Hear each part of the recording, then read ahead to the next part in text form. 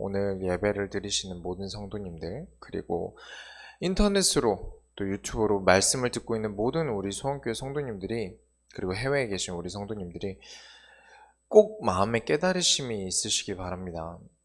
어떤 것이 올바로 사는 것일까요? 우리의 마지막은 어때야 할까요? 이런 것들을 점검하시면서 오늘도 우리가 이번 2020년도에 어떻게 살아가야 하는지 새해에 대한 다짐이 굳건해지는 시간이 되시기 바랍니다. 서론으로 우리가 이번 원단 말씀을 기억해야 돼요. 우리 원단 제목이 무엇이죠? 현장을 향한 도전입니다. 현장을 향한 도전과 우리가 작년 원단인 교회를 향한 도전은 계속 반복되는 도전이에요. 교회에서 강단을 통해 응답의 열쇠가 되는 말씀을 들고 현장에 나가서 응답의 문을 열면 비로소 진짜 하나님이 주시는 말씀이 깨달아집니다. 진짜 말씀은 그때 깨달아져요. 여기서 여러분이 듣고 있는 말씀은 절대 전부가 아닙니다. 아주 작아요. 그런데 이 작은 게 열쇠예요. 근데 많은 사람들이 예배가 이게 말씀 좋은 데를 많이 찾아다니십니다. 물론 좋지만 그래서 훈련도 참 많이 받으세요. 집회도 많이 따라다니시고요. 그런데 잘 아셔야 됩니다. 그건 그냥 열쇠 수집공이 되는 거예요. 예쁜 열쇠 모으고 있는 겁니다. 이 열쇠를 가지고 현장에 가서 응답의 문을 열어야 이게 진짜 하나님이 이래서 이 말씀을 주셨구나. 이 말씀을 가지고 다시 교회로 돌아오면 하나님이 더 큰 말씀을 주심과 동시에 더 큰 역사로 교회를 세워나갑니다. 이게 우리가 작년에 했던 교회를 향한 도전이었어요. 그런데 이 교회를 향한 도전을 틀어막는 게 있습니다. 그것이 언어였어요. 현장에 나가서도 은과 금밖에 말할 줄 모르는 내 언어 때문에 응답을 못 열었어요. 나사렛 예수를 말하지 않는, 또 교회를 사랑하지 않기 때문에 나오는 말들이 나로 하여금 응답받을 수 있는 수많은 요건들을 계속 내가 막았어요. 그래서 이 두 가지 언어를 부숴야 합니다. 그리고 항상 어디든지 나의 생각과 시선이 눈이 교회에 있어야 한다고 했어요. 이게 현장을 향한 도전이었죠. 오늘은 이 두 가지를 철저하게 지키지 않은 사사에 대해서 볼 겁니다. 삼손 이야기예요. 한 주뿐 아니라 한 해 동안 이 도전을 계속해서 진행하기 위해서 우리가 현장에서 계속해서 이 응답들을 놓치게 되면, 우리가 원단을 놓치게 되면 어떤 일들이 벌어지는지를 오늘 확인하시기 바랍니다. 본론으로 들어가겠습니다. 이제 사사기의 끝이 점점 다가와요. 왜냐면 사사가 오늘 마지막 사사입니다. 12명의 사사 중에 마지막 사사인 삼손 이야기를 할 거예요. 잘 알고 계신 사사죠. 알고는 잘 계시죠. 근데 어떻게 살았고 어떻게 태어났고 이런 거 전혀 모르시고 그냥 싸움 잘했다, 힘이 좋았다 정도로만 기억하실 겁니다. 근데 사실 성경을 제대로 오랫동안 보신 분들은 아시겠지만 삼손에 대한 이야기는 되게 난제예요. 설명이 제대로 안 돼 있는 구절들이 되게 많습니다. 그리고 교훈도 생각보다 많지가 않아요. 근데 이건 이유가 있어요. 설명이 제대로 안 돼 있고 교훈이 제대로 없는 이유가 있습니다. 오늘 발견하시기 바라요. 그래서 첫 번째로 하고 싶은 대로, 사사 삼손은 자기 하고 싶은 대로 하는 성격을 가진 사람이었습니다. 아주 마음대로 사는 사람이었어요. 이건 조금 이따가 살펴보기로 하고, 이제 삼손이 어떻게 태어났는지 보겠습니다. 구원을 가져올 새 생명으로 보내셨어요. 이제는 예상하다시피 이제 13장을 한번 펴보시면, 사사기 13장을 한번 펴보시면 1절에 또 여호와의 목전 앞에서 악을 행합니다. 계속해서 반복해요. 사사가 언약을 회복하면 또 죄를 짓고, 사사가 언약을 회복하다가 죽으면 그 다음에 또 죄를 짓고, 이걸 계속하는데 이전에는 10년, 20년 꼴 아니었습니까? 그런데 이번에 마지막 사사가 죽은 이후에 그 다음에 이 여호와의 목전 앞에서 죄를 져서 하나님이 블레셋이란 나라를 들어서 이스라엘을 치는데 40년 동안 속국이 됩니다. 40년이나 괴롭힘을 당하면서 여러분은 한 가지를 깨달으셔야 돼요. 같은 죄악이 내가 용서를 받지 않습니까? 하나님은 항상 용서하세요. 근데 이 같은 죄악에 대해서 회개를 했다, 죄를 깨달았다 할지라도 같은 죄악의 번복은요, 더 큰 문제로 증가됩니다. 그때 해결받았다 해서 내가 똑같은 죄를, 똑같은 잘못을 똑같이 저지른다면 이건 점점 가증돼요. 그래서 이번에 40년인데 이게 40년이라는 게 뼈에 잘 와닿지 않으시지만 않습니까? 근데 잘 생각해 보면 일제 침략 생각해 보세요. 일제 침략이 왔을 때 우리가 역사적으로 굉장히 끔찍했던 역사로 기록되지 않습니까? 그게 35년입니다. 그럼 40년 동안 괴롭힘을 당했고 그랬다는 내용은 엄청 끔찍한 얘기예요. 그만큼 긴 시간이었는데 더 웃기는 것은 이 13장에 어디에도 부르짖었던 말이 안 나옵니다. 여호와께 부르짖었다는 말이 안 나와요. 이번에는. 그 전까지는 계속 하나님께 부르짖었다. 하나님께 우리가 잘못했습니다. 우리가 회개합니다. 다시는 우상 섬기지 않겠습니다. 라는 걸 해서 하나님이 사사를 회복시키셨는데 그 중에 있는 사람들 중에 하나님을 바라보는 사람들 중에 사사를 세우셨는데 이번에는 아무도 부르짖지 않아요. 그래서 이 사람들이 더 이상 부르짖지 않는데 그럼 하나님이 구원하지 마셔야 되지 않습니까? 근데 하나님이 이 이스라엘을 구원하시려고 삼손을 보내십니다. 우리는 집단을 이해해야 돼요. 언약이 아예 상실됐다는 건 아닙니다. 무슨 뜻이냐면 우리 한국 사람들을 황인이라고 하지 않습니까? 대부분 황인이라고 하죠. 근데 한국인들 중에 흑인 없습니까? 재미교포든 뭐 귀화를 했든 또 백인도 있죠. 그런 것처럼 이스라엘 백성들이 다 언약을 안 지켰다, 부르짖지 않았다가 평균적으로 모든 사람들이 대부분 안 그랬다는 것이지 그 중에도 하나님이 언약을 회복할 만한 사람들이 있었다는 거죠. 그래서 하나님이 삼손이라는 사람을 보내는데 하나님이 새 생명으로 태어나서 쓰십니다. 이게 무슨 의미를 가지고 있냐면 당시의 사람들 중에 쓸 사람이 없었다는 거예요. 하나님을 바라보고 도전할 사람이 없었다는 겁니다. 그래서 어쩔 수 없이 새로운 세대를 일으키셨다라는 것이죠. 그래서 하나님이 사자를 보내셔서 아이를 낳지 못하고 있는 여인에게 너가 아이를 낳을 것인데 아들을 낳을 것인데 머리에 삭도를 대지 않고 포도의 소산을 먹지 않는 나실인으로 키워라 라고 얘기를 합니다. 그래서 하나님은 다시 한번 새 생명을 통해서 구원의 역사를 일으키시는 거죠. 이것을 보면서 역시 후대가 일어나야 돼 라고 혹시 생각하십니까? 나는 안 돼. 역시 기성세대는 안 돼. 렘넌트가 일어나야 돼. 그 정도로 생각하십니까? 아닙니다. 우리가 하지 못해서 하나님이 새 생명을 일으키셨어요.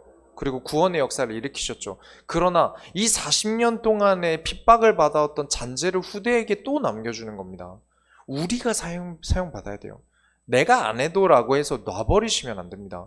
내가 하나님의 언약을 일으키고 내가 하나님의 말씀을 붙잡아야 됩니다.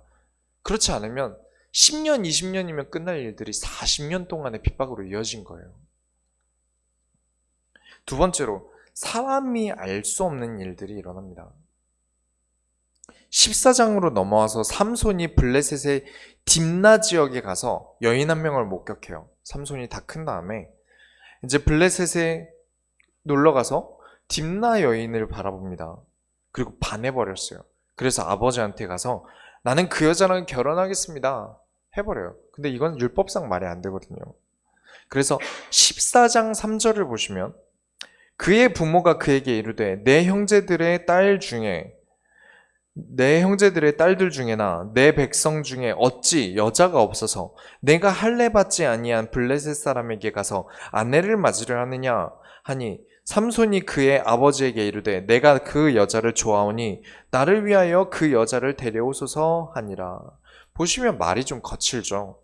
내가 원하니까 해주세요. 내가 원하니까 내가 원하는 대로 해주세요. 그냥 해주세요.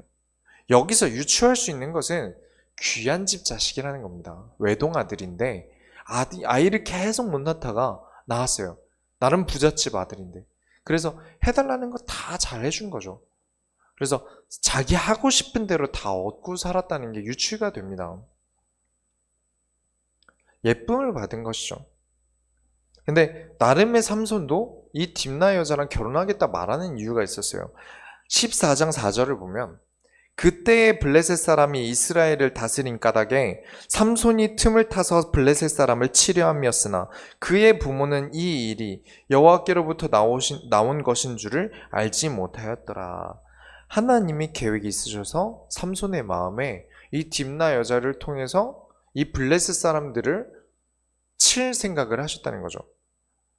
물론 공략 방법이 없어요. 어떻게 해서 내가 이 블레셋을 치겠다라는 생각과 개념이 없어요. 그만큼 하고 싶은 대로 될 대로 되겠지. 생각을 깊게 안 하는 사람이라는 겁니다. 고민을 많이 하지 않는 사람이에요. 그래서 삼손이 이제 딥나 여자를 만나려고 아버지랑 같이 걸어가는데 가는 길에 젊은 사자가 삼손을 보고 소리를 지르는 겁니다. 그래서 14장 6절에 여호와의 영이 삼손에게 강하게 임하니 그가 손에 아무것도 없이 그 사자를 염소 새끼 찢는 것 같이 찢었으나 그는 자기가 행한 일을 부모에게 알리지 아니하였더라. 여기서 삼손이 가지고 있는 능력이 나옵니다. 달란트죠. 힘이 굉장히 좋았다는 거예요. 젊은 사자 입을 손으로 찢었다. 그 정도로 힘이 강했다라는 것이죠. 이제 예전에 신비주의 하시던 분들을 많이 봤어요. 그래서 기도를 하면서 그렇게 나무를 잡고 뽑으려고 하셨어요. 나무를 뽑으려고 하셨어요. 왜냐? 그게 여호와의 능력이라고 믿었거든요. 여호와의 영이 내게 임하면 이 나무를 뽑을 만큼 힘이 세신다라고 믿었어요. 과연 올바를까요? 사실 그래서 자랑을 많이 하시던 분들을 뵀는데 보니까 저런 고무나무 정도를 뽑으셨어요. 누구나 뽑으실 수 있는 걸 뽑으셨는데 그러고 나서 이제 얘기를 하시더라고요. 중요한 것은 이유가 힘에 대한 것이나 하나님이 주시는 데는 이유가 있었다는 겁니다. 여호와의 영이 임해서 힘이 세신 게 아니라 여호와의 영이 이끌어서 하나님이 쓰시고 계셨던 거예요. 물론 삼손은 자기 멋대로 하니까 하나님이 강제적으로 영이 임해야 했죠. 그리고 이것에 대한 결과는 이후에 지켜보겠습니다. 이제 사자의 입을 찢고 딥나 여자를 만났어요. 상견례를 했어요. 아버지를 데리고 가서 상견례를 하고 다시 돌아온 다음에 다시 이제 결혼식을 하러 갑니다. 근데 8절을 보시면 14장 8절에 얼마 후에 삼손이 그 여자를 맞이하려고 다시 가다가 돌이켜 그 사자의 주검을 본즉 사자의 몸에 벌떼와 꿀이 있는지라. 여러분, 사자가 죽은 지 꽤 되면 몸에 뭐가 나와야 됩니까? 구데기와 파리가 나와야 되죠. 근데 여기 구절을 보니까 꿀과 벌이 나왔다고 되어 있어요. 너무 기이한 현상이죠. 이래서 사람이 알 수 없는 일을 하나님이 하고 계신다는 겁니다. 이제 삼손과 딥나 여자가 만나서 결혼을 하는데 결혼식을 하면 잔치를 벌리겠죠.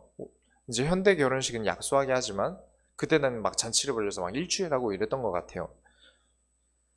그래서 그 지역 젊은 남자들이 30명이 올려왔어요. 그래서 삼손과 친구하자고 모였어요. 좋은 날이고 술도 많이 마셔서 분위기가 아주 핫하지 않았겠습니까? 그때 삼손이 퀴즈를 냅니다. 그리고 내기를 하자고 해요. 7일 동안 너네들이 이 문제를 맞춰라. 맞추면 내가 옷 30벌을 주겠다. 라고 해요. 그 문제가 14장 14절을 보시면 삼손이 그들에게 이르되 먹는 자에게서 먹는 것이 나오고 강한 자에게서 단 것이 나왔느니라 하니라. 그들이 사흘이 되도록 수수께끼를 풀지 못하였더라. 이 문제 답 아시겠습니까? 아까 보셨던 사자 얘기입니다. 먹으려고 했는데 한 사자에게서 먹는 꿀이 나왔고 강한 사자에게서 단 것이 나왔지 않았습니까? 근데 이건 상식적으로 이해가 안 가요. 근데 삼손은 본인이 보았으니까 이걸 문제라고 낸 거예요. 물론 이 블레셋 사람들은 절대 맞추지 못할 거라고 생각을 하고요. 이걸로 트집을 잡겠다는 거죠. 이 수수께끼를 7일째가 되니까 이 블레셋 사람들이 이 딥나 여자에게 협박을 합니다. 삼손에게서 답을 네가 알아오지 않으면 내가 너희 집과 너희 아버지를 불태워 죽이겠다 이래버립니다. 이렇게 협박을 해요. 그래서 본인이 오늘 죽게 되지 않았습니까? 7일째 날이었으니까 이 딥나 여자 입장에서는 살아야죠. 그래서 삼손에게 가서 울고불고 매달립니다. 제발 답 좀 알려주세요. 이러다 내가 다 죽게 생겼어요. 이렇게 얘기를 하니까 어쩔 수 없이 가르쳐 줍니다. 그리고 이제 이 딥나 여자에게 가르쳐 주니까 딥나 여자가 얘기를 안 했겠습니까? 그래서 사람들이 와서 답을 맞추는 거예요. 아, 사자 얘기 아니냐? 이런 얘기를 하니까 바로 열받아서 네가 내 아내를 꼬드겨서 너희들이 내 아내를 꼬드겨서 이렇게 답을 얻어내고 너희들이 이런 짓을 했다. 근데 이 여자는 내 소유 아니냐. 너희들은 선을 넘었다. 그러면서 19절을 보시면 여호와의 영이 삼손에게 갑자기 임하심에 삼손이 아스글론에 내려가서 그곳 사람 30명을 쳐 죽이고 노력하여 수수께끼 푼 자들에게 옷을 주고 심히 노하여 그의 아버지의 집으로 올라갔고 사람들을 거기서 30명을 죽여버리고 그리고 노략질을 하고 내기했던 옷은 돌려주고 그 다음에 집에 그냥 열받아서 들어가 버립니다. 유다로 다시 돌아가 버려요. 여자는 거기다 두고요. 근데 나시리는 세 가지를 금해야 됩니다. 첫 번째는 포도주나 포도에서 나오는 소산을 먹어서는 안 되고요. 두 번째는 머리에 삭도를 대지 말아야 됩니다. 세 번째는 시체를 만지면 안 돼요. 그런데 사람을 죽이고 노략질을 했다고 나옵니다. 하고 싶은 대로 행동을 한 거예요. 하나님이 주신 일만 하는 게 아니라 자기가 하고 싶은 일을 이렇게 하나씩 얹어요. 이 일들에 대해서 계속 지켜보겠습니다. 세 번째로 하나님께 묻지 않고 행동하기 시작해요. 14장 20절을 보시면 삼손의 아내는 삼손의 친구였던 그의 친구에게 준바되었더라. 이 사사기서의 삼손 내용들이 왜 난해한 게 많냐면 여기 누가 삼손의 아내는 삼손의 친구였던 그의 친구에게 준바되었더라가 삼손이 준 건지 남이 준 건지 이 친구는 유다에 있는 친구인지 블레셋에 있는 친구인지 아무것도 나오질 않아요. 그러다 15장에 펴야 이해가 갑니다. 15장에 가서야 삼손의 장인어른이 딥나 여자를 이 삼손의 블레셋 친구에게 줬다라는 게 15장까지 읽어야 이해가 돼요. 그래서 설명이 조금 난잡하다. 네, 이유가 있다는 걸 결론에 가서 설명을 드리겠습니다. 근데 이제 삼손 입장에서는 다시 돌아왔는데 양을 이게 염소를 다시 가지고 선물로 들고 와서 자기 아내를 만나러 왔는데 아내가 없는 거예요. 그래서 아내를 어디 갔냐 그랬더니 장인어른이 네가 아내를 싫어하는 것 같아서 내가 다른 너의 친구 블레셋 친구에게 줬다. 그래서 너는 얘보다 얘 동생이 더 이쁘니까 얘랑 결혼해라. 이렇게 얘기를 해요. 사실은 삼손이 다시 안 올 줄 알았겠죠. 이렇게 얘기를 하니까 삼손이 화가 나서 들에 나가서 여우를 300마리를 잡습니다. 참 집요하죠. 한성격 하는 거예요. 여우를 300마리를 잡아요. 그런 다음에 꼬리랑 꼬리를 묶어서 거기에 횃불을 묶습니다. 그러면서 300마리를 들에 불을 붙여서 풀어버려요. 그럼 어떻게 됩니까? 살려고 막 뛰어다니겠죠. 그러면서 온 동네방네 불을 지르고 다니는 거예요. 그래서 블레셋에 큰 분이 납니다. 재산들이 다 타버렸어요. 그렇게 복수를 하니까 블레셋 사람들이 화가 나겠죠. 이게 누가 한 짓이냐 해서 이제 찾아내는데 6절에 15장 6절을 보면 블레셋 사람들이 이르되 누가 이 일을 행하였느냐 하니 사람들이 대답하되 딥나 사람의 사위 삼손이니 장인이 삼손의 아내를 빼앗아 그의 친구에게 준 까닭이라 하였더라. 블레셋 사람들이 올라가서 그 여인과 그의 아버지를 불사르니라. 이렇게 그 장인어른과 자기 아내가 될 아내였던 여자까지 다 죽어버려요. 삼손이 또 열받겠죠. 복수 안 하겠습니까? 또 복수를 합니다. 7절부터 8절에 삼손이 그들에게 이르되 너희가 이같이 행하였은즉 내가 너희에게 원수를 갚고야 말리라 하고 블레셋 사람들의 정강이와 허벅다리를 크게 쳐서 죽이고 내려가서 에단 바위 틈에 머물렀더라. 난장판이 됐어요. 복수에 복수를 하고 복수에 복수를 하고 복수에 복수를 했어요. 이렇게 됐는데 블레셋에선 가만히 있겠습니까? 한 지역 문제가 아니게 된 거예요. 그래서 블레셋 전군을 이끌고 이제 전군 중에 1000명 정도, 1000명이 굉장히 많은 숫자입니다. 1000명이 여러분 한 명 잡으러 온다고 생각해 보세요. 저는 정장 입고 떡대 큰 사람 3명만 와도 겁나는데 1000명이 몰려와요.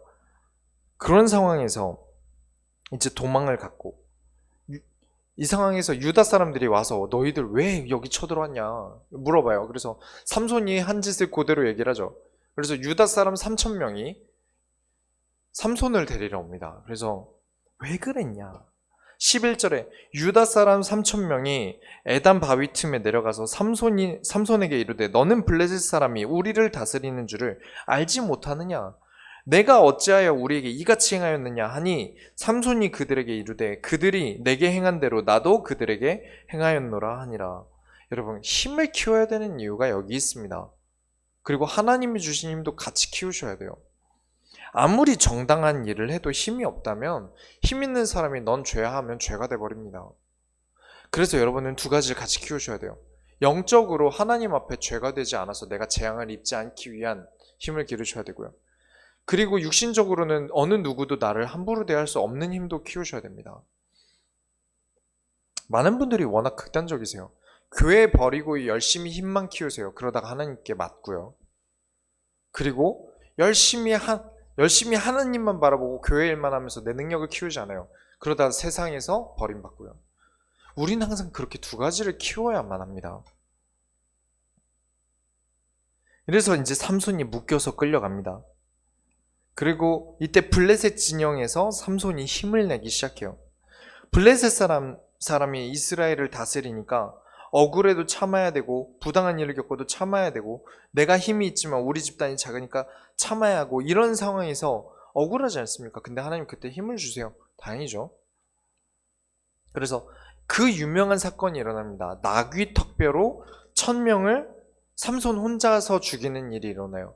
근데 나귀 턱뼈를 여러분 사람 턱처럼 생각하면 안 됩니다. 나귀 턱뼈를 보면 진짜 무기처럼 생겼어요. 도끼처럼 생겼습니다. 그래서 이 나귀 턱뼈를 가지고 1,000명을 죽였다. 그리고 15장 18절부터 19절에 삼손이 심히 목이 말라 여호와께 부르짖어 이르되 주께서 종의 손을 통하여 큰 구원을 베푸셨사오나 내가 이제 목말라 죽어서 할례 받지 못한 자들의 손에 떨어지겠나이다 하니 하나님이 레이에서 한 오목한 곳을 터뜨리시니 거기서 물이 솟아나오는지라 삼손이 그것을 마시고 정신이 회복되어 소생하니 그러므로 그 샘 이름을 에낙고레라 불렀으며 그 샘이 오늘까지 레이에 있더라. 이 일이 굉장히 애니메이션에서 되게 멋있게 나와요. 애니메이션 같은 데서 되게 옛날 애니메이션이에요. 요즘 안 나오죠. 되게 멋있는 장면 나와요. 싸움도 잘하고 악인에게서 이긴 삼손같이 되고 하나님께 기도했더니 샘물이 터지고 소생하는 장면이 되게 멋있게 나와요. 근데 여러분 생각해 보셔야 되는 것은 삼손이 자기 아버지에게도 묻지 않고 자기 마음대로 했던 것처럼 하나님께 어떠한 질문조차 하지 않고 하나님이 다 뒤에서 일방적으로 챙겨줘야 되는 사람이 됩니다. 자기가 계속 사고를 치고 다녀요. 이게 왜 사고를 친 거냐면 우리가 여호수아서를 통해서 배우지 않았습니까? 전쟁은 누구 허락이 떨어져야 하는 것입니까? 싸움은 누가 허락해야 하는 것이죠? 하나님이 허락하지 않으면 안 됩니다. 이유가 있어요. 민수기 35장 33절부터 34절을 보면 너희는 너희가 거주하는 땅을 더럽히지 말라. 피는 땅을 더럽히나니 피 흘림을 받은 땅은 그 피를 흘리게 한 자의 피가 아니면 속함을 받을 수 없느니라. 너희는 너희가 거주하는 땅 곧 내가 거주하는 땅을 더럽히지 말라. 나 여호와는 이스라엘 자손 중에 있음이니라. 하나님이 전쟁을 땅을 더럽히는 일로 생각하세요. 그래서 하나님이 허락하지 않을 때 피 흘리는 걸 굉장히 원치 않으십니다. 근데 하나님은 삼손을 통해서 구원을 이루기로 하셨어요. 그게 하나님의 계획이셨어요. 그래서 이루시는데 자꾸 어긋나는 게 있는 거죠. 하고 싶은 대로. 그래서 어쩔 수 없이 하나님은 계속해서 삼손의 뒤를 챙겨야 돼요. 그래서 어떻게 되냐면 이 성경에 이 일들을 가지고 어떻게 설명을 요약하냐면 15장 20절을 한번 보시겠습니다. 15장 20절을 다 같이 읽겠습니다. 중요한 의미를 가지고 있어요. 15장 20절 다 같이 읽겠습니다. 블레셋 사람의 때에 삼손이 이스라엘의 사사로 20년 동안 지냈더라. 원래 사람이 죽은 다음에 이걸 기입합니다. 이 사사가 죽은 다음에 몇 년 동안 사사로서 일했더라라고 쓰는데 16장에도 계속 삼손 얘기가 나와요. 그런데 왜 여기 갑자기 중간에 넣었을까요? 이 사람의 사사로서의 일이 끝났다는 겁니다. 더 이상 자기 마음대로 행동하기 때문에 더 이상 둘 수가 없다는 거예요. 여러분이 가지고 있는 이 세상을 살아가면서 여러분 마음대로 하면서 하나님의 뒤에서 계속해서 서포트 해주길 바라십니까? 그럼 하나님은 나의 주인이 아니라 하나님이 내 종입니다. 하나님은 내 꼬봉이에요. 하나님 나한테 까부시면 안 돼요. 이렇게 말하는 거랑 똑같은 겁니다. 마음대로 지르시면 안 돼요. 내가 하나님의 말씀을 따라서, 예배를 따라서 인도받으며 살아가셔야 합니다. 그렇지 않으면 하나님이 어느샌가 중간에 더 이상 쓰지 않으신다라고 이렇게 끊어버리세요. 이렇게 되면서 이제 삼손의 최후를 보겠습니다. 두 번째로, 여러분 잘 생각하셔야 됩니다. 늦은 것은 없습니다. 다시 되돌이키셔야 돼요. 혹시 내가 여기서 끊어졌다는 생각이 들어도 하나님 제가 죄송합니다. 여기서 제가 그래서는 안 되는데 다시 하나님 바라보겠습니다 하고 다시 시작하셔야 돼요. 늦은 것은 없습니다. 내가 나이가 많다? 늦은 거 없습니다. 내가 나이가 어리다? 이른 것도 없습니다. 하나님은 하실 수 있으세요. 이제 부인을 얻자마자 돌싱이 된 우리 삼손이 이제 진짜 맘 놓고 하고 싶은 대로 행동합니다. 16장 1절을 보니까 삼손이 가사에 가서 거기서 한 기생을 보고 그에게 들어갔더니 이제 블레셋에 들어가서 창기를 만납니다. 근데 이스라엘 율법상 불법이에요. 그래서 블레셋 사람들이 매복을 합니다. 이제 삼손을 죽일 기회가 왔다. 16장 3절에 삼손이 밤중까지 누워있다가 그 밤중에 일어나 성 문짝들과 두 문설주와 문 빗장을 빼어가지고 그것을 모두 어깨에 메고 헤브론 앞산 꼭대기로 가니라. 그냥 집 문짝이 아닙니다. 저런 철문도 엄청 무거워요. 그런데 성의 문짝을 떼고요. 문설주는 옆에 기둥입니다. 그것도 떼고요. 그리고 문 빗장은 이 문을 잠그고 있는 것을 빗장이라 그래요. 문을 잠금 장치죠. 이것까지 다 떼는데 얼마나 무겁겠습니까? 근데 그걸 들고 간 이유가 뭘까요? 삼손을 싸워서 이길 수 없다는 걸 알겠죠. 왜냐? 이전까지 전적이 있지 않습니까? 1000명이랑 싸워도 이겼는데요. 그러면 뭘로 싸워야겠습니까? 활이나 무거운 걸 던져서 싸워야겠죠. 방어를 하면서 간 거예요. 큰 문짝을 가지고. 그러면서 또한 과실한 겁니다. 너희들은 날 절대 이길 수 없어 라고. 이렇게 무거운 걸 들고 가는데, 그리고 블레셋 성의 문짝을 두고 갔다는 건 나는 블레셋이 우스워라는 뜻도 가지고 있습니다. 그렇게 해서 이제 블레셋은 또 시비를 걸어요. 전쟁 하나님이 쉽게 일으키는 거 아닌데 계속해서 블레셋에 시비를 걸고 또 하나님 앞에서는 언약도 안 지키고요. 이런 일이 있었고, 또 다음에 16장 4절에 이후에 삼손이 소래골짜기에 들릴라라 하는 여인을 사랑하매, 들릴라가 이제 또 삼손 이야기에 자주 나오지 않습니까? 여러분들 잘 아실 거예요. 이 소래골짜기도 블레셋입니다. 블레셋 여자예요. 이번 주에 어떤 다른 교회 성도가 저한테 물어보더라고요. 혼전순결이 어떻게 생각하냐고 물어보길래 저는 그렇게 대답해 줬습니다. 못 지킬 수도 있고 꼭 지키리란 보장도 없고, 그리고 사실 혼전순결도 언어가 좀 잘못됐다. 그러면 결혼한 사람들은 다 혼후 불결이냐? 우린 다 불결한 사람들이냐? 저는 불결한 사람이겠네요. 저는 아주 순결한 사람입니다. 언약 앞에서 아주 순결한 사람이에요. 그렇게 언어를 쓰는 것도 사실 잘못됐다. 한 번 줬던 선물이라고 해서 이게 선물이 아닌 게 아닌데요. 그죠? 이 선물을 다시 마음을 다듬고 예쁘게 포장해서 아름다운 마음으로 더 좋은 사람에 주는 게 나는 진짜 순결하다고 생각한다 라고 얘기를 해줬어요. 무슨 말이냐면, 삼손이 아내로 얻으려던 사람이 없고 나는 한번 결혼해서 갔다 왔고 그랬고, 뭐 블레셋에서는 이런 게 합법적이니까 블레셋은 언약 없는 곳이라 아무나 막 만나고 그래도 됩니까? 난 이미 글렀어. 안 돼. 라고 마음먹는 게 옳습니까? 아닙니다. 늦지 않았어요. 언약 앞에 돌아오는 건 늦지 않았습니다. 난 이제 건강도 없고 잘 알지도 못하고 나이도 많고 그런 거 없습니다. 하나님이 하시겠다는데요. 항상 하나님 앞에 서셔야 됩니다. 나를 하나님께 순결하게 드려야 돼요. 예를 혼전순결로 둔 것이지 모든 게 그렇습니다. 어떤 상황에서든지 하나님 앞에서 말씀으로 돌이키시기 바랍니다. 지금 이 삼손 같은 경우도 결혼이든 혼전순결이든 하나님이 내게 주신 건 다 소중하게 여겨야 합니다. 나는 하나님의 소원을 위해 존재하지 않습니까? 내 몸을, 특히 나시리는 내 몸을 하나님께 드리는 존재 아닙니까? 그렇다면 나를 더 하나님이 원하시는 데 써야죠. 근데 하나님이 자꾸 내가 원하는 데 쓰임을 받고 계시니까 잘못된 것 아닙니까? 우리는 쾌락을 위해 존재하지 않습니다. 하나님의 소원을 위해 존재하는 게 하나님 자녀입니다. 이 세상에 그리스도라는 선물을 주셨는데 내가 죄를 지었고 내가 잘못했다고 해서 그 선물의 가치가 떨어집니까? 5만 원권 지폐가 구겨지고 밟혀서 굴러다녔다고 그래서 이 5만 원권이 지폐값이 떨어집니까? 한 만 원짜리로 떨어집니까? 아니죠. 근데 우리가 가지고 있는 신앙생활은요, 자꾸 뭔가 한번 잘못되면 앞으로 안 될 것처럼 생각을 하세요. 그래서는 안 됩니다.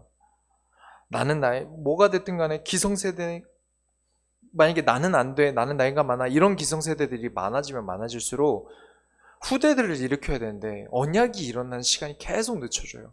지금 우리가 해야 됩니다. 지금 시대가 그렇게 해서는 안 됩니다. 지금 그렇게 가르쳐서는 안 돼요. 자신들이 배운 방법대로 안 되는 이유로 기성세대가 예배를 후대에게 남기길 포기하니까 자꾸 렘넌트들이 잘할 거라고 믿으니까 도리어 안 됩니다. 지금 후대들이 자꾸 예배도 모르고 많은 어른들이 혼나면서 배우셨어요. 옛날 목사님들은 강단에서 막 혼내시고요. 뭐라 하시고 이러면서 배웠어요. 그러다 보니까 예배 안 드리면 죽는 줄 알고 계신 분들이 많으세요. 그래서 수요 예배, 금요철에 꼬박꼬박 참석하시는 분들이 그래서 그래요. 근데 이런 후대들에게 예배가 남겨지지 않았어요. 왜냐? 혼내서 될 때가 아니니까요. 그렇다면 다른 방법을 간구해야 되는데 아예 포기를 해버리니까 어떻게 되냐면 이제 관심 받고 싶어하는 관종들은 올라와서 무대에서 마이크를 잡고 복음을 팔기 시작해요. 정작 예배는 안 드려요. 아주 찬양을 뜨겁게 하는 교회를 한번 가봤어요. 아주 뜨겁게요. 진짜 온몸에 땀이 젖도록 합니다.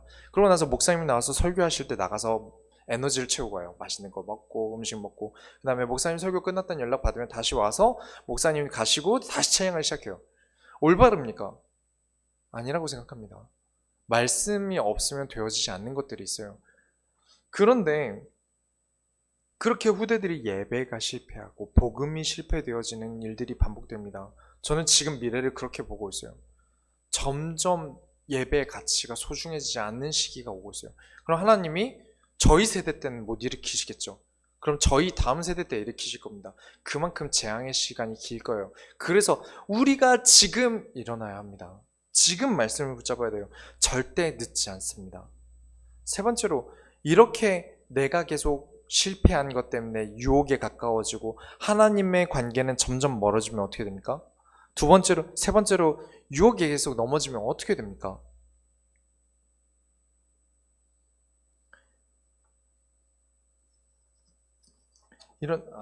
두 번째로 유혹에 넘어지면 어떻게 됩니까? 날마다 있는 유혹이군요. 죄송합니다. 이제 계속 돈을 줘서 들릴라를 매수합니다. 들릴라를 계속 매수해요. 블레셋 사람들이 삼손을 죽이기 위해서 매수를 하는데 삼손은 아주 멍청하게 행동을 합니다. 들릴라가 대놓고 물어요. 어떻게 해야 당신을 결박할 수 있습니까? 어떻게 해야 당신을 힘이 없게 만들 수 있어요? 이 질문 자체가 뭔가 있는 거 아닙니까? 질문만 들어도 뭔가 나를 정말 사랑하고 나를 정말 좋아한다면 내가 무슨 음식 좋아해요? 무슨 색 좋아해요? 이런 걸 물어봐야죠. 어떻게 해야 당신을 묶을 수 있습니까?를 물어봅니까? 근데 삼손이 거짓말을 해요. 7줄로 나를 묶으면 힘을 못 쓴다라고 대답을 해요. 딜릴라가 대놓고 삼손을 묶습니다. 그래서 묶여주는 것도 웃기지 않습니까? 근데 블레셋 사람들이 쳐들어왔다는 말을 듣자마자 이 밧줄을 끊어요. 그러면 이런 일을 겪었으면 이 여자가 첩자구나 해야죠. 그런데 되려 이 들릴라가 보통 사람은 아닌 것 같아요. 들릴라가 대놓고 화를 냅니다. 나를 사랑한다면서 어떻게 그렇게 거짓말을 합니까? 그래서 또 물어봐서 또 대답을 해줘요. 이번에는 완전 세 줄, 한 번도 안 준 세 줄로 묶으면 내가 묶인다. 그리고 또 블레셋 사람 쳐들어오고 묶여놓으니까 또 쳐들어오고 또 끊고 그렇게 3번을 반복합니다. 이렇게 당해주는 것도 웃기죠. 계속 유혹을 하고 있는 거예요. 여기서 주는 교훈이 뭐냐면 우리에게 유혹은 항상 있습니다. 대놓고 있어요. 한 사람이 계속 유혹하지 않을 뿐이지 우리가 말씀을 버리고 언약을 버릴 유혹은 이 세상에서 항상 매일마다 매 순간마다 있습니다. 날마다 있어요. 그렇게 계속 들릴라가 실패를 하는데 어느 날 15절부터 16절 보시겠습니다. 16장 15절부터 16절 보시면 들릴라가 삼손에게 이르되 당신의 마음이 내게 있지 아니하면서 당신이 어찌 나를 사랑한다 하느냐 당신이 이로써 3번이나 나를 희롱하고 당신의 큰 힘이 무엇으로 말미암아 생기는지를 내게 말하지 아니하였도다 하며 날마다 그 말로 그를 재촉하여 졸음에 삼손의 마음이 번뇌하여 죽을 지경이라. 왜 이 구절을 읽었겠습니까? 날마다 그 말로 그를 재촉한다고 해서 하나님을 팔아도 됩니까? 하나님과의 언약이 파괴되는 말을 하면 됩니까? 지금까지 말한 대로 들릴라가 안 했습니까? 그럼 머리에 삭도를 대면 안 된다라는 말을 하면 안 되죠. 근데 결국엔 말을 합니다. 죽겠으니까 말을 해요. 우리는 유혹이 많아요. 그럴 때는 유혹을 떨쳐버리고 하나님을 선택해야 됩니다. 그런 힘을 기르셔야 돼요. 예배 때마다 오셔서 하나님과 함께 해야 되고요. 이번 원단을 특히 기억하셔야 됩니다. 사람의 말에 흔들리지 않는 하나님과 내가 항상 소통되는 예배가 매일 있으셔야 되는 이유가 날마다 유혹이 있기 때문입니다. 세상 어떤 유혹에도 흔들리지 않도록 교회와 나는 정신적으로 절대 떨어지지 말아야 돼요. 우리는 다 양과 같아서 설명을 드리자면 물론 우리 성교회 분들 다 아시겠지만 양은 눈이 잘 안 보여요. 그리고 지능이 많이 떨어져요. 그래서 앞에 나비만 날아다녀도 바로 진영을 이탈해서 나비를 따라갑니다. 앞에 뭐가 있는지 잘 몰라서 아른아른거리면 그것만 따라가요. 그래서 저는 늑대들이 바로 잡아먹는 줄 알았는데 그게 아니라 계속 근처를 돌아다니면서 슬금슬금 유혹해서 아무도 없는 데서 잡아먹습니다. 아주 머리 좋게 잡아먹어요. 우리에겐 그런 유혹이 항상 같이 있기 때문에 늘 말씀과 정반대로 가게 되는 유혹은 들릴라가 아니어도 늘 있습니다. 이걸 잊지 않으셔야 돼요. 이 유혹에 괴로워서 실패했다는 것은 하나님과 관계가 멀어졌다는 거예요. 세 번째로 이 유혹에 결국 넘어지면 어떻게 됩니까? 16장 17절에 삼손이 진심을 드러내어 그에게 이르되 내 머리 위에는 삭도를 대지 아니하였으니 이는 내가 모태에서부터 하나님의 나시린이 되었음이라. 만일 내 머리가 밀리면 내 힘이 내게서 떠나고 나는 약해져서 다른 사람과 같으리라 하니라. 이야기를 듣고 가만히 있겠습니까? 삼손이 들릴라의 무릎에 머리를 대고 잠든 사이에 들릴라가 삼손의 머리를 다 깎아버려요. 이게 어떤 결과를 초래하냐면 우리가 유혹에 넘어지면 20절을 보겠습니다. 20절 다 같이 읽겠습니다. 16장 20절입니다. 들릴라가 이르되 삼손이여 블레셋 사람이 당신에게 들이닥쳤느니라 하니 삼손이 잠을 깨우며 이르기를 전과 같이 나가서 몸을 떨치리라 하였으나 여호와께서 이미 자기를 떠나신 줄을 깨닫지 못하였더라. 하나님이 우리와 떨어집니다. 물론 아예 떨어지시는 건 아니죠. 근데 그만큼 됩니다. 멀어졌다는 것은 우리 멀어졌다는 거 어떻게 되죠? 떨어졌다라고 합니다. 우리가 교회와 내가 하나님과의 언약이 내가 떨어지면 교회와 내가 떨어지게 되면 그때는 이런 결과가 일어납니다. 여러분 게임 해보셨나요? 어떤 게임이든 게임을 했어요. 게임하다 끄면 어떻게 되죠? 죽은 거로 됩니다. 권투를 하는데 아무리 이기고 있어도 우리 팀에서 수건을 던지면 그냥 기권패로 끝나요. 우리가 하나님과의 연결고리가 끊어진다? 그 결과가 어떻게 되는지 아십니까? 내가 아무리 이기고 있었고 블레셋에서 한 번도 진 적이 없는데 21절에 블레셋 사람들이 그를 붙잡아 그의 눈을 빼고 끌고 가사에 내려가 놋줄로 매고 그에게 옥에서 맷돌을 돌리게 하였더라. 아무 힘도 없는데 눈은 빠졌고 놋줄 자체도 무거운데 맷돌은 짐승 2마리가 끌어도 힘들어하는데 그 맷돌을 돌리게 합니다. 거기서 끝나겠습니까?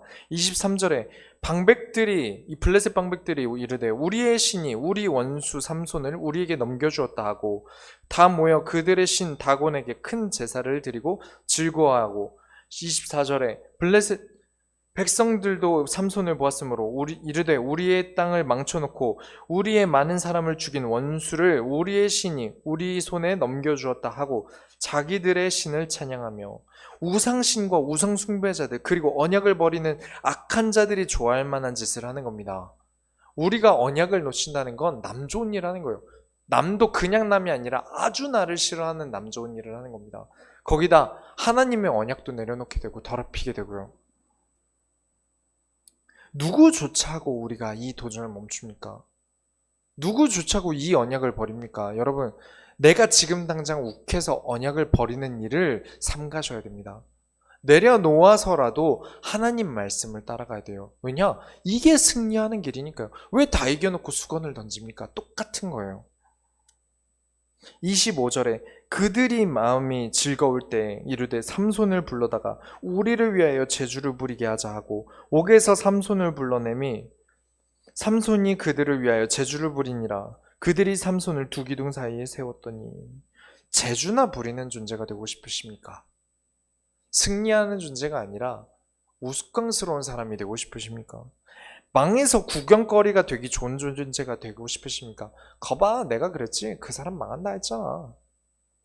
봐, 저렇게 별것도 없는데 뭐 하나님의 소원, 지 소원 이루려다가 이렇게 된 거지. 그런 취급을 받고 싶으십니까? 절대 유혹에 넘어가지 마십시오. 유혹이라는 것은요, 좋은 것을 주기 위해 있는 게 아닙니다.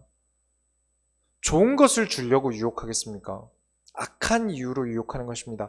이 세상 어떤 유혹에도 넘어지지 마시기 바랍니다. 결론을 내리겠습니다. 일은 많았어요. 사건가 많았어요. 사사치고 사사기에서 3장이나 넘어가면 굉장히 일이 많았던 사람입니다. 그러나 배울 게 없어요. 많은 일이 있었으면 교훈이 많아야죠. 근데 배울 게 없어요. 28절부터 30절 보면 삼손이 여호와께 부르짖어 이르되 주 여호와여 구하옵나니 나를 생각하옵소서.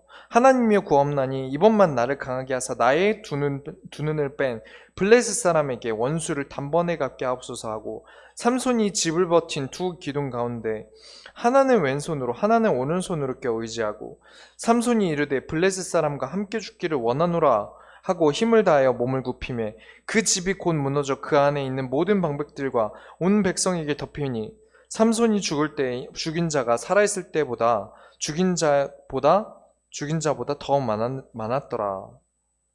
이것이 승리입니까? 패배입니까? 승리죠. 마지막에 결국엔 다시 하나님을 찾지 않습니까? 승리인데 결국 하나님이 승리하셨어요. 그리고 삼손도 이겼죠. 그러나 본인이 가진 능력보다는 덜 쓰임받은 것 아닙니까?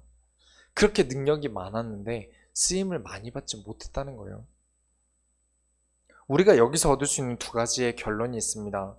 하나님께 쓰임을 받는 데는 내 능력이 크고 작음이 먼저가 아닙니다. 하나님과의 언약이 먼저예요. 내가 하나님을 따라가는 것, 하나님께 인도받는 게 먼저지 내가 아무리 능력이 많아봤자 의미가 없습니다. 그리고 두 번째는 내가 하고 싶은 대로 사는 사람이 주는 교훈은 아주 적은 교훈이라는 것입니다. 잔소리하는 사람과 존경받는 사람의 차이가 무엇입니까? 아무것도 한 거 없으면서 말만 하고 없던 거 과장해서 말하면 잔소리가 되고요. 혹은 내가 많은 일을 겪었는데 실패한 경험만 얘기해봤자 잔소리밖에 안 됩니다. 이 실패를 딛고 일어난 사람이 존경을 받는 거죠. 그렇기 때문에 특히 이 사사기서에서 삼손 얘기를 성경만 읽으면 이해가 잘 안 가는 구절들이 많은 이유가 자기 마음대로 하니까 옆에서 보는 사람 입장에서 이해가 안 가는 거예요. 그래서 그냥 쓴 거죠. 그러다 보니까 쓴 것만 보고는 이해가 안 가는 겁니다. 이 사람이 왜 그랬는지. 하고 싶은 대로 했으니까요. 마음 가는 대로 생각 없이 했으니까요. 그러다 보니까 이 사람에게서 배울 게 없어요. 이 사람이 하는 말이 아무리 맞는 말이라도 내게 울림이 없어요. 그 모든 사람이 마찬가지입니다. 목회자든 어린아이든 3살짜리에게도 마음이 울릴 때가 있고요. 이제 제가 요양원 사역을 할 때 100살이 넘으신 분이 제가 와서 인사를 드리는데 누구야? 어린? 막 이렇게 얘기하셔서 저 누구예요? 하고 얘기를 했는데 목사님이세요? 하고선 존댓말로 바꾸시더라고요. 100살이 넘으신 할머니가 눈이 안 보이세요. 눈이 하얀 눈이세요. 시력을 다 잃으셔서. 근데 존댓말로 바꾸시고, 아, 목사님이세요? 그래서 쭉 얘기하니까, 아, 그렇고요. 아, 예배 드려주셔서 고마워요. 기도해 주셔서 고마워요. 라고 존댓말을 쓰시는데 가슴에 울림이 엄청 큰 거예요. 한참 어린 손자보다 제가 더 어릴 거예요. 그분이 저에게 존댓말을 하시더라고요. 그러면서 하나님을 사랑하는 게 느껴지더라고요. 이분이 여전도회 회장도 하셨대요. 그러면서 하나님을 섬기기 때문에 목사님을 섬깁니다라는 마음의 울림이 있더라고요. 그만큼 여러분 아셔야 됩니다. 내가 어떤 말을 잘하고 적게 하고가 아니라 내가 살아온 삶이 하나님께 얼마나 무릎 꿇으며 하나님께 순종하며 하나님 말씀대로 살아왔는가가 우리에게 더 많은 교훈을 줍니다. 한 장, 사사기 한 장만 나와도 더 큰 교훈을 줘요. 그런데 세 장이나 넘어오는 동안 사사인 이 삼손에게서 좋은 교훈이 남지가 않습니다. 아, 내가 따라가지 말아야겠다. 내 마음대로 하지 말아야겠다라는 나쁜 교훈들만 남아요. 내가 이러지 말아야겠다라는 부정적 교훈들만 받게 됩니다. 여러분은 어떻게 살고 싶으십니까? 하고 싶은 대로 살고 싶으십니까? 듣고 싶은 것만 듣고 싶으십니까? 아닙니다. 하나님이 원하는 삶을 사십시오. 하나님께 기대어 사는 삶을 사십시오. 아주 멋있게 사십시오. 늦었다고 생각하십니까? 지금이라도 사십시오. 얼마든지 이 세상에 하나님께서 주신 하나님의 손을 담고 좋은 영향을 주실 수 있습니다. 그것을 빛이라 그래요. 빛이라는 건 과학적으로 속도가 변하지 않습니다. 항상 똑같아요. 입자도 똑같고 변하지 않습니다. 양에 따라서 굵기가 달라질 뿐이죠. 여러분이 이 세상에 영원히 남는 응답을 남기고 가십시오. 영원히 남을 응답을 남기고 가세요. 그러려면 내가 하고 싶은 대로 사는 것이 아니라 하나님이 원하는 삶을 사시기 바랍니다. 우리가 하나님의 소원을 이뤄드립시다. 기도하겠습니다. 하나님 감사합니다. 하나님이 원하시는 삶을 하나님께 드리게 하여 주옵소서. 내가 영광받기 위해서 말을 잘하고 하나님을 팔아서 그리스도를 팔아서 내가 뭔가 되어지고자 하는 삶을 사는 것이 아니라 내가 현장에서 교회와 내가 끊어지지 않는 이 언약의 줄을 가지고 나를 나시린으로 이 세상에서 하나님께 드림으로 이 세상을 살리고 이 세상의 본이 되어지는 성도의 모습이 되게 하여 주옵소서. 살아계신 예수 그리스도의 이름으로 기도드렸습니다. 아멘.